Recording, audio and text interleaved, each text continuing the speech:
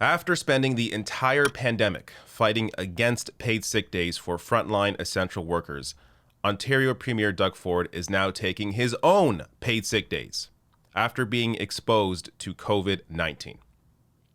The very reason why people need paid sick days. Now, in this video, I'm going to get into the difference between the federally mandated paid sick days and what provincial paid sick days would mean, the differences there. And I'm also going to show you a clip from a nurse discussing an experience she had with somebody who could have been saved if they had paid sick days. Before I get to all that, let me first just remind you what's been going on so far up to this point. So just a few days ago, the Ford government rejected the NDP's motion seeking to create provincial paid sick leave program. And now the Ford government has slightly evolved on this issue, as I will get to as well. But as I just discussed, Doug Ford now in isolation after a staff member tests positive for COVID-19. So he can take a paid sick day. He understands the need for paid sick days in situations like this, but doesn't understand why other people in frontline positions who are interacting with the public every single day or who are working in, large warehouses like Amazon warehouses with hundreds of people, he doesn't get why those people, those individuals need paid sick days. Unbelievable. So let me read just part of the statement here from Premier Doug Ford's office. Today, a member of Premier Ford's staff who came into close contact with him yesterday was tested for COVID-19 after learning that they had been at risk of exposure. This evening, the staff member received a positive result. Immediately upon learning that his staff member was even at risk of exposure, the Premier left the legislature to be tested. While his test results have returned negative, the Premier will follow all public health advice for close contacts of positive cases, including isolating. He will do so in Toronto.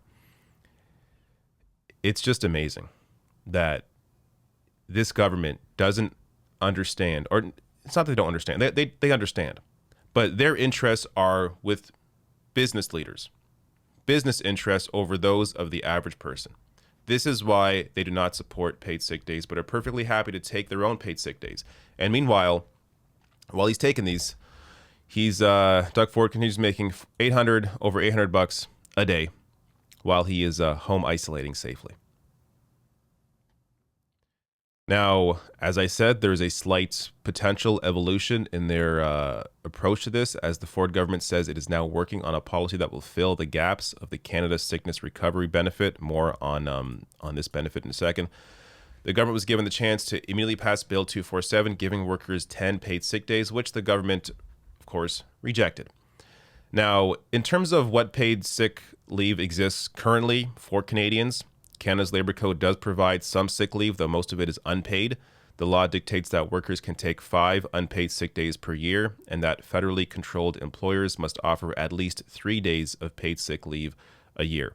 But again, this is federally controlled employers. So we're talking about, in terms of the actual raw numbers, only 42% of Canadian workers have access to paid sick days, with that rate dropping to around 10% for low-wage workers, according to government figures. So these are the people that are the ones ending up in the ICUs.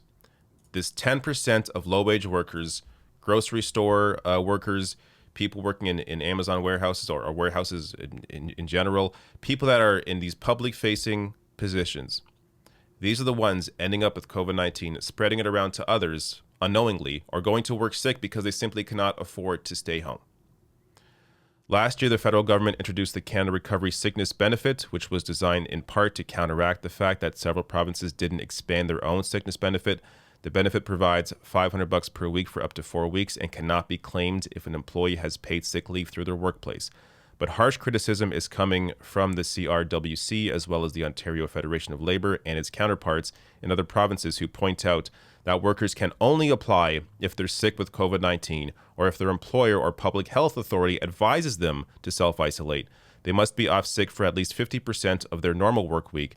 It's restricted to workers who've earned at least $5,000 in 2019, 2020, or in the 12 months before the date they apply for the benefit, and it's temporary and tied to the COVID-19 pandemic. Because some workers don't want their boss to retaliate against them for missing work, up to 25% of them keep working despite feeling sick. According to a Peel Public Health study in Ontario of approximately 7,800 people with symptoms associated with COVID-19 between August 2020 to January 2021. This is why people are getting sick. They are simply afraid to take the federally allowed paid sick days. And even this, again, does not go far enough. You have to apply for it. It can take up to 4 weeks for that pay to arrive. A lot of these frontline low-wage workers are living paycheck to paycheck, simply can't afford a gap in their pay. So this is why there is a need here for provincial paid sick days. Yet it's taken this long for the Ford government to finally maybe even consider it. Now, let me show you a clip here from a nurse. This is Chloe Van Landshut, who's a surgery nurse pulled into the emergency room for the first wave during COVID-19 and now doing it again for the third wave. Here's an experience that she shared about a patient. We just never thought it would come to this. It's so much more systemic than vaccinating everybody. It's paid sick days. It's being aware of the importance of paid sick days for low income and marginalized workers. It starts there. If I had a surgical patient a month ago who revealed to me that he went to work sick because he couldn't afford to take it off, and that's how outbreaks start, and that's how this entire thing became what it was. And if we had legislated paid sick days, if we had supports, if we had a more efficient vaccine rule, it wouldn't have had to come to this. And we're disappointed because we felt like we were walked into this third wave. It could have been prevented. So the nurse discussing her patient there who went to work sick because they had to get paid, that's just one example, but that is a widespread issue because of the lack of paid sick days. People simply unable to afford to stay home, so they go to work, get others sick, they get worse themselves, and end up in the ICU. And also in terms of the other solutions she mentioned there, of course, paid sick days is only part of the solution. A proper vaccine rollout that is focused on essential frontline workers would also be a part of the solution, but we are still not doing that. The best we are doing in Ontario is focusing on certain hotspots.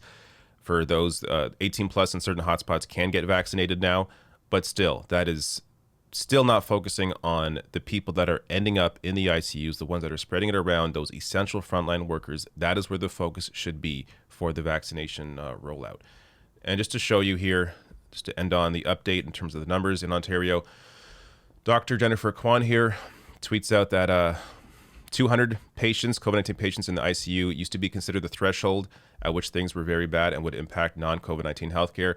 Well, now the ICU total is 790. ICU non-ventilated, 224. ICU plus ventilator, 566. Numbers right now are just completely insane. The solutions have been in front of us. It's not like we didn't know what to do here. They've been in front of us the entire time. The experts, including the experts around Doug Ford, have been telling him what to do. And instead of listening to the medical experts, he's been listening instead to business leaders. Last thing here, just in terms of raw numbers, John Michael McGrath here tweets out, Ontario reporting 4,212 new COVID-19 cases today for a total of 429,123, 42,917 total active cases today. So we are seeing consistent everyday new cases hovering over 4,000 new cases a day in Ontario. It's the worst it's ever been during this pandemic. Who would have thought a year ago, if you told me a year ago that in April 2021, we were going to be experiencing the worst numbers for COVID-19, I would be shocked, because you would assume at this point we would have this under control, at the very least, understand how to control the spread of it.